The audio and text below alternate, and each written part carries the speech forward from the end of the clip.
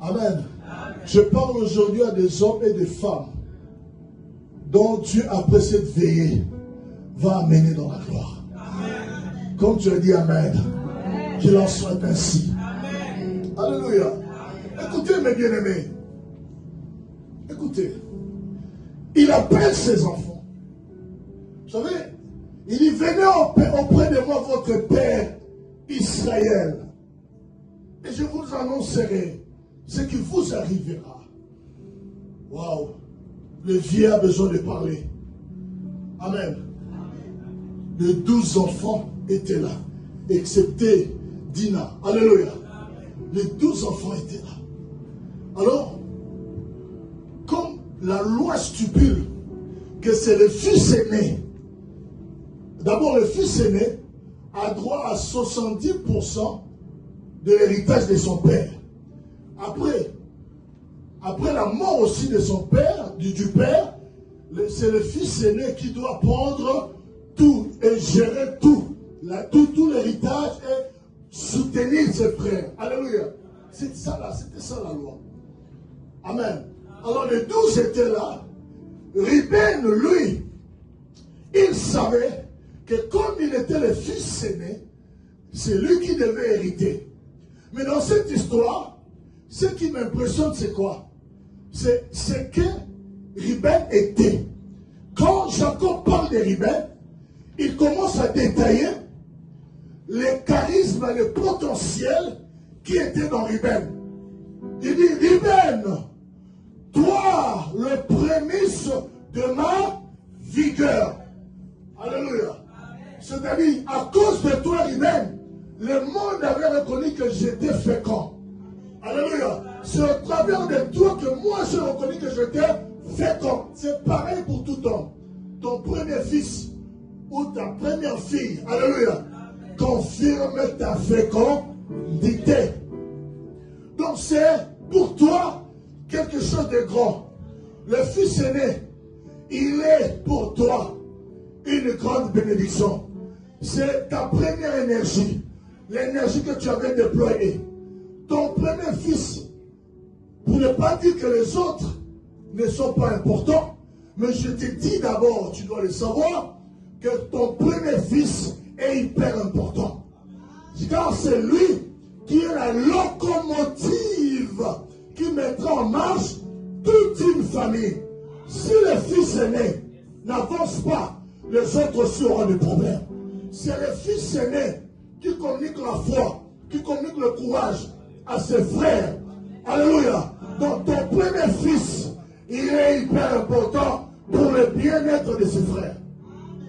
Alléluia. Et quand Jacob parle, il dit, tu es le prémisse de ma vigueur. La façon dont Jacob parlait, il regrettait déjà. Parce que pour lui, il se disait que celui qui pouvait être leader de ma famille, c'est Ruben. C'est Ruben qui devait me remplacer, qui devait entrer dans mon alliance avec Dieu. Parce que Dieu a traité l'alliance avec Abraham, n'est-ce pas? Isaac et Israël, Jacob. Alléluia. Et il devait y avoir quelqu'un qui devait bénéficier de cette alliance pour continuer la marche avec Dieu. Je parle à quelqu'un jusque-là. Donne-moi des acclamations. Alléluia. Alléluia. Il dit, toi, le premier de ma vigueur, supérieur en puissance et supérieur en dignité. Amen. Écoutez ce que le patriarche est en train de dire. Il dit Ruben était d'abord supérieur en dignité. Donc, en Ruben, il y avait un leadership, il avait l'esprit supérieur, plus que ce frère. Je vous montre très bien. Il avait l'esprit supérieur plus que ses frères. Donc c'était un homme qui méritait tout l'honneur. Parce que la Bible il dit supérieur en dignité. En lui, il y avait une supériorité qui poussait les gens à lui rendre hommage, à lui respecter en tant que grand frère.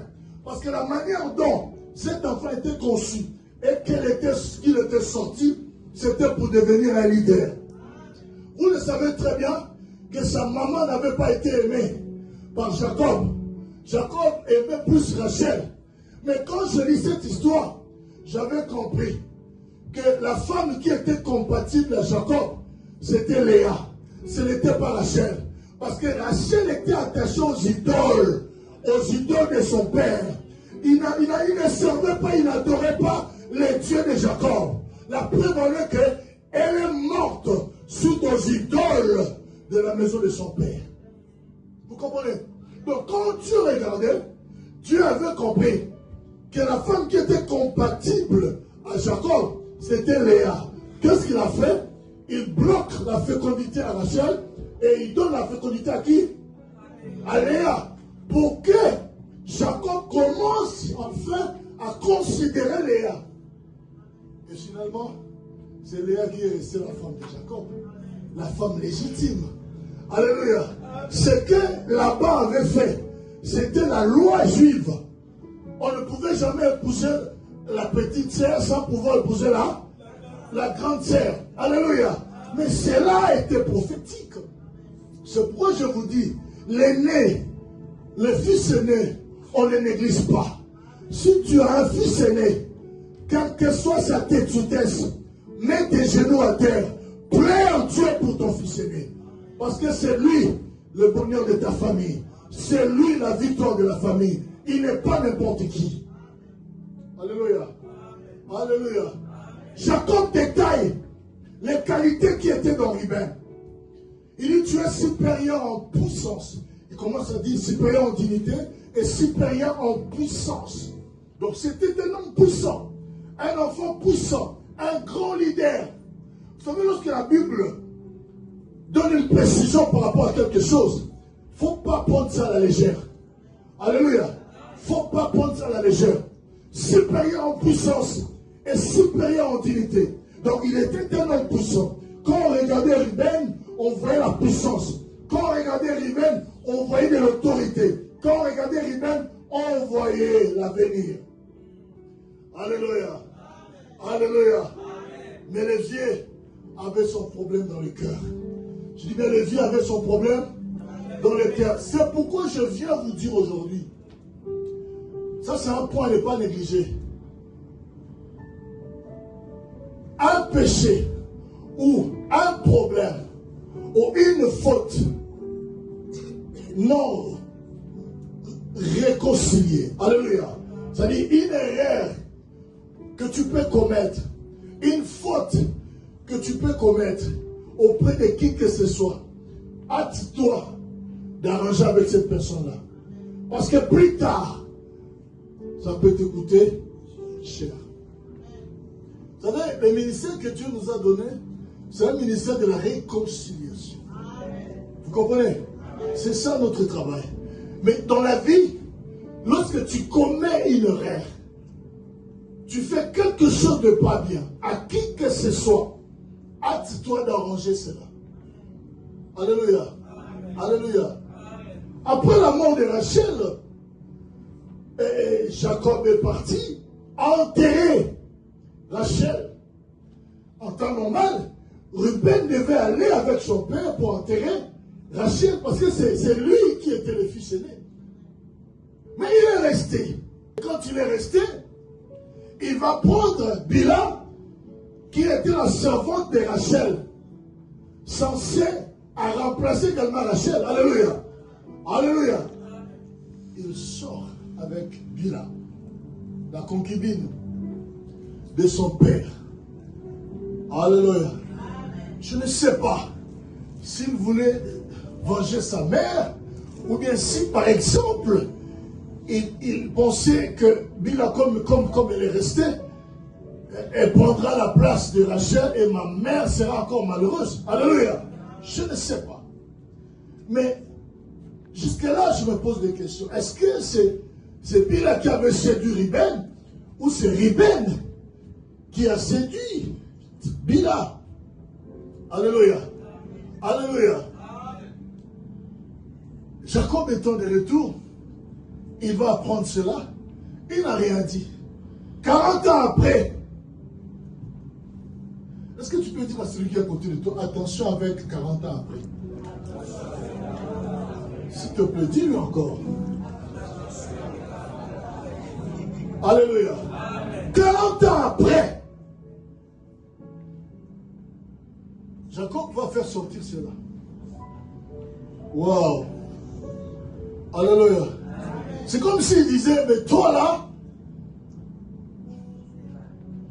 je t'attends dans un coin. Au tournant. Alléluia. Amen. Alléluia. Amen. Mais il y a aussi quelque chose. Pourquoi le père n'a pas pardonné son fils?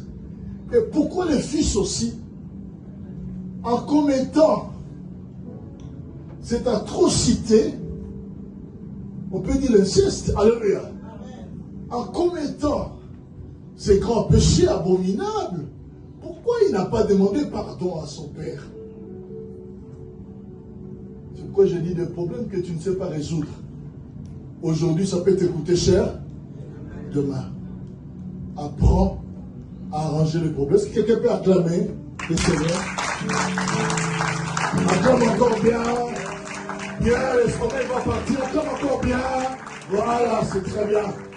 Alléluia. Alléluia. Alors, Ruben, quand le père parlait, il s'attendait à recevoir la bénédiction du père. Mais à sa grande surprise, quand le père a commencé à parler, il a dit, le prémisse de ma vigueur, supérieur en puissance, supérieur en dignité. Mais là, le père commence à descendre. Le père change, il dit, impétueux comme les eaux. Là, ça devient sérieux. Impétueux comme les eaux, ça veut dire que tu es instable. Instable. Alléluia. Impétueux comme les eaux, tu es instable. Quand tu es instable, toi, Ruben, tu n'auras point la prééminence. À compter de ce jour, tu as perdu le pouvoir d'être un leader qui devait diriger Israël. Tu as perdu l'autorité du grand frère. Même auprès de tes frères, ils ne vont plus te reconnaître comme grand frère. Vous savez, je vais vous dire une chose. Si tu vois que dans ta vie, tu es un leader. Dans votre famille, tu es un leader. Tu es quelqu'un en qui plusieurs personnes peuvent compter. Ton père, ta mère. Ne sois pas lâche. Je dis, ne sois pas lâche. Tu dois être sage. Et tu dois savoir prendre l'autorité devant chaque problème. Mais quand on regarde la vie de Ruben, d'abord sa lâcheté s'est manifestée où? Lorsque ses frères ont vendu Joseph. C'est-à-dire, il est vrai qu'il ne voulait pas que Joseph soit vendu. Ok? Mais pourquoi il n'a pas épargné Joseph? Il était parti d'abord où? Pourquoi il... Moi, je ne sais pas quand je lis cette histoire. Il était parti où? Pour qu'après, quand il est revenu, il trouve que les bandits de Siméon et Lévi, de méchants, de fous, ont vendu leur frère à prix d'argent. Il est instable. Il faut refuser d'être instable. Alléluia. Cette histoire rendit encore leur père malheureux. Malheureux.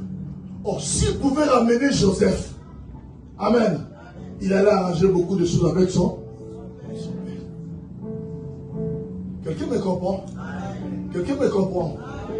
Alors, s'il faut faire quelque chose de bien, il faut le faire. Alléluia. Je dis, mais il faut. Ne dis pas, non, j'attends d'abord. Non, il faut le faire.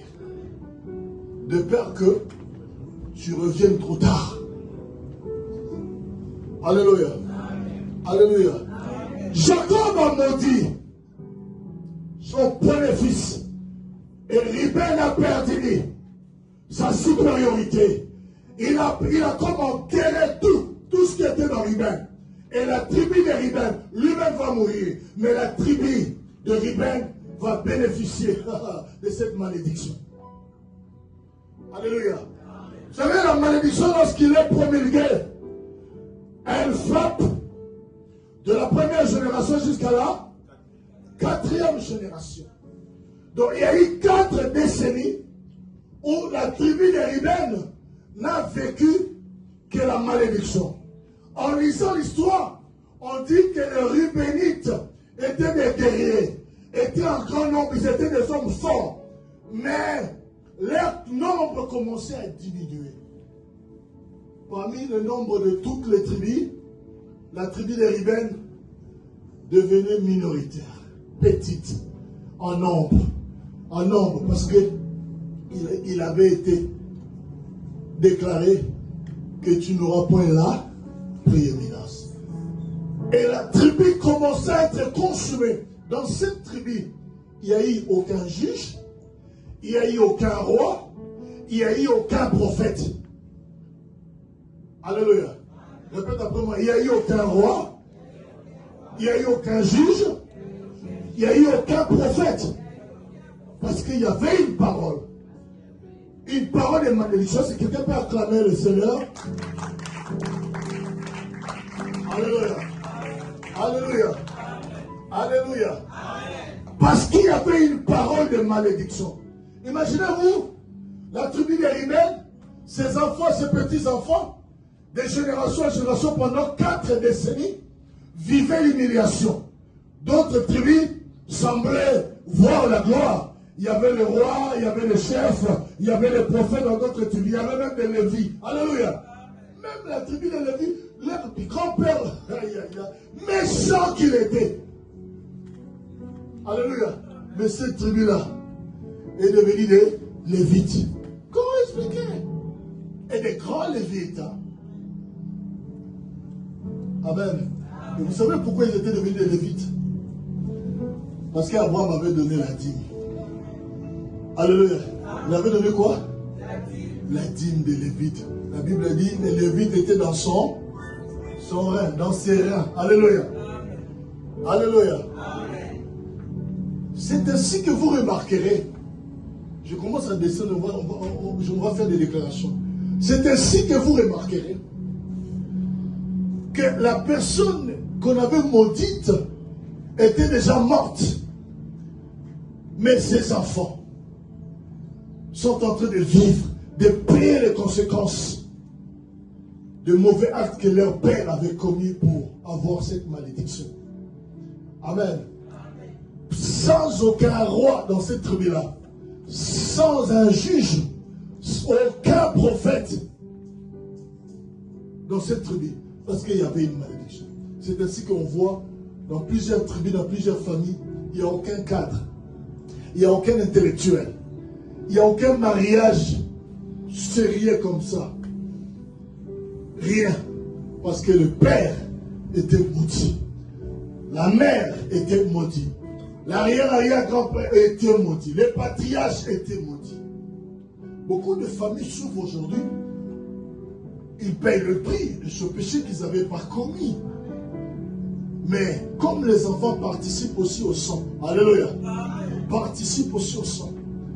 Et la malédiction poursuit les enfants.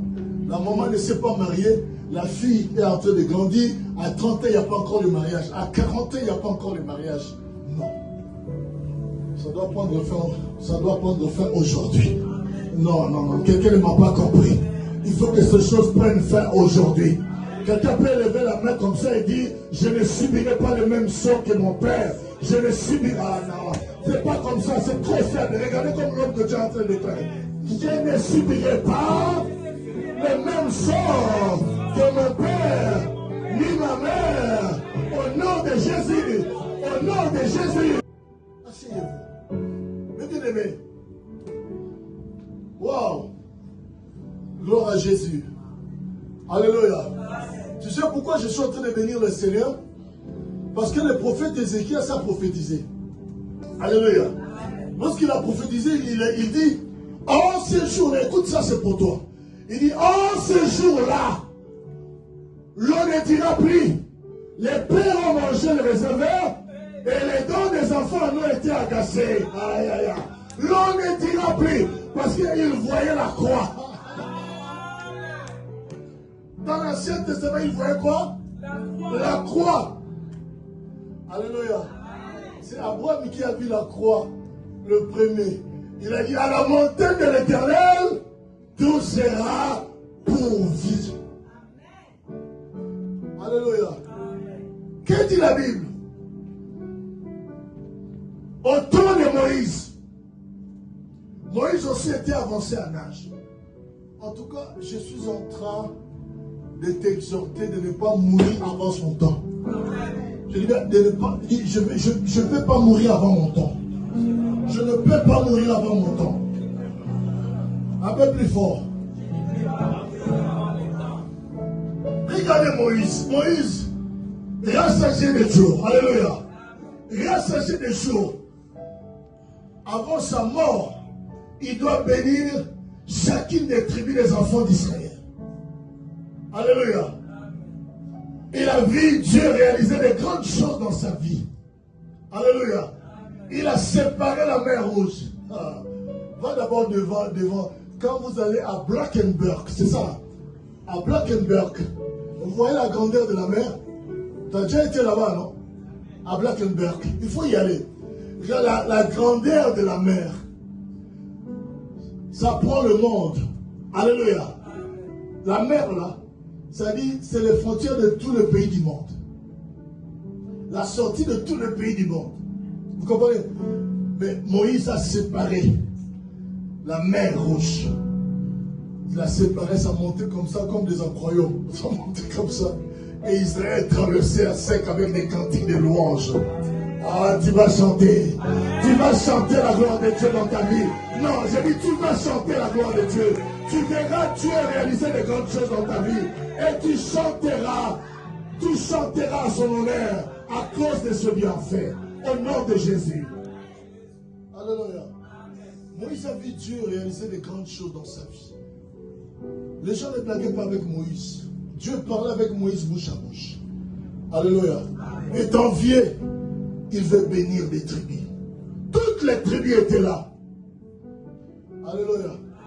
Alors il devait commencer forcément à bénir Ruben. Alléluia. Forcément parce que Ruben était le fils aîné. Toutes les tribus étaient là. Et quand il se lève, dis avec moi, j'aime Moïse. Un peu plus fort. Un peu plus fort. Quand il se lève, il regarde Ruben. Il regarde toutes les autres tribus. Elles étaient en grand nombre.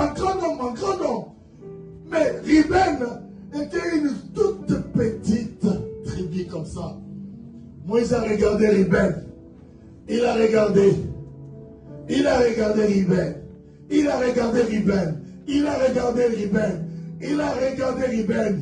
a dit non. Il s'est mis debout. Il libère la parole. Il dit que Ruben vive, qu'il ne meure point, que ses hommes soient nombreux.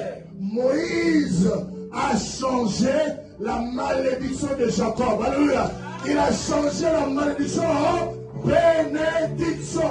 Écoutez, la personne qui avait maudite, qui avait déclaré la malédiction dans Ruben n'était pas n'importe qui. C'était le patriarche. Alléluia. C'était le patriarche. Mais comment ça se fait que Moïse a ôté la malédiction de Jacob? Aïe, aïe, aïe. C'est parce que Moïse avait l'onction. L'onction qui était en Moïse dépassait la malédiction de Jacob. L'huile fraîche qui était... L'onction qu'avait Moïse dépassait la malédiction de Jacob. C'est pourquoi lorsqu'il a déclaré que Ruben vive, la vie est entrée dans Ruben. La vie est entrée dans cette tribu-là. Parce que l'onction qu'avait Moïse dépassait la malédiction de Jacob. Alléluia. Alléluia. Jacob était le père biologique. Mais Moïse était le père spirituel. Écoute-moi très bien. Le père biologique peut maudire, mais il n'a plus le pouvoir de retirer la malédiction. C'est un démon qui l'a lancé. Alléluia. Mais le père spirituel qui est là, il a le pouvoir d'ôter la malédiction du père biologique. Alléluia. L'onction qu'avait Moïse cette malédiction de Jacob. Ce matin, l'onction de Dieu est sur moi. J'ai dit, l'onction de Dieu est sur moi. L'onction de Dieu est sur ton père. Je le déclare. L'onction que j'ai dépasse la sorcellerie de la maison de ton père. Non. Est-ce que quelqu'un me comprend? J'ai dit, l'onction que j'ai dépasse la sorcellerie de la maison de ton père. L'onction que j'ai dépasse la sorcellerie de Balouba. L'onction que j'ai dépasse la sorcellerie de Bazombo. L'onction que j'ai dépasse la sorcellerie de Baswahili, de Batongo. Aïe aïe aïe, qui sait? Qu'est-ce que je peux dire? L'onction que j'ai dépasse la sorcellerie belge. Alors je le déclare au nom de Jésus-Christ, que toute malédiction prononcée dans ta vie, prononcée dans ta famille, soit changée en bénédiction. Au nom de que la bénédiction soit dans ta maison, que la bénédiction soit dans ton esprit, que la bénédiction soit dans ton âme, que la bénédiction soit dans ton corps. Au nom de Jésus, au nom de Jésus. S'il y avait un homme, s'il y avait une femme qui avait déclaré dans la sorcellerie que tu ne peux pas faire des enfants, que tu ne peux pas tomber enceinte, que tu ne peux pas te marier, que tu ne peux pas avoir des jours heureux, je viens de déclarer aujourd'hui, en tant qu'envoyé de l'Éternel, j'ai dit en tant qu'envoyé de l'Éternel, en tant qu'un apôtre de Dieu, je me tiens dans la présence de Dieu et je déclare aujourd'hui que la malédiction soit changée en bénédiction dans ta vie, au nom de Jésus-Christ. Que la bénédiction entre dans ta maison. Que la bénédiction de Dieu entre dans ton esprit. Que la bénédiction de Dieu entre dans ton corps. Que la bénédiction de Dieu touche tes enfants.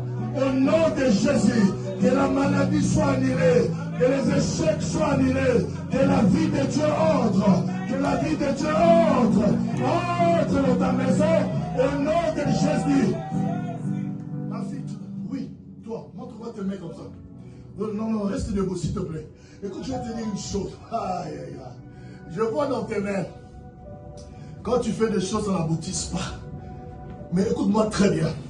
Dieu me dit, à compter d'aujourd'hui, tout ce que tes mains feront, fleuriront.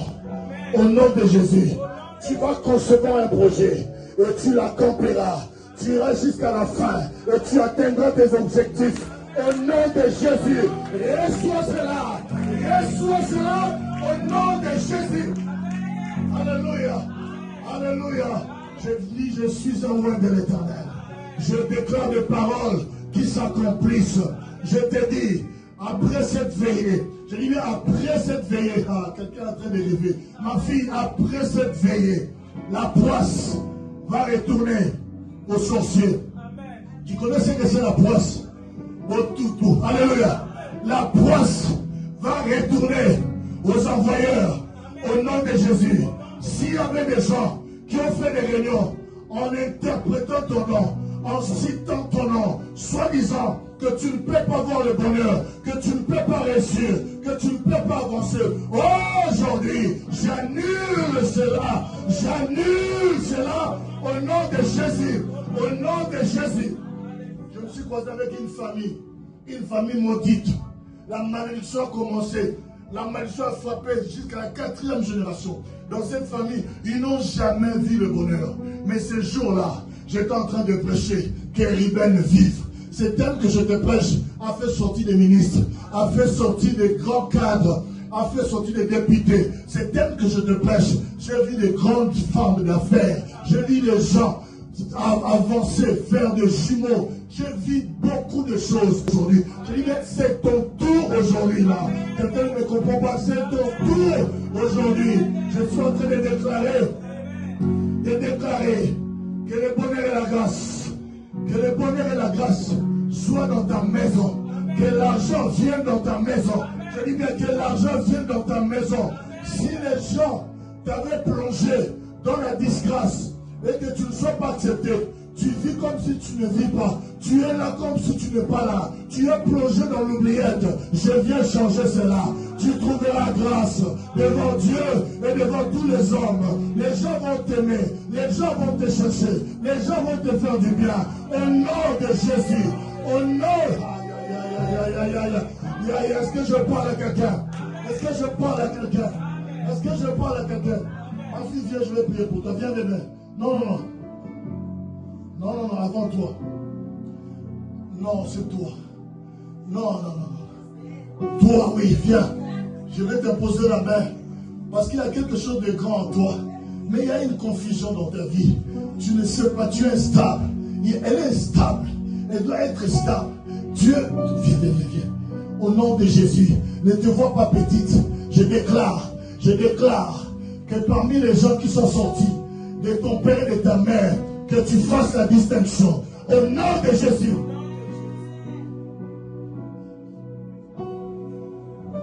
Cet enfant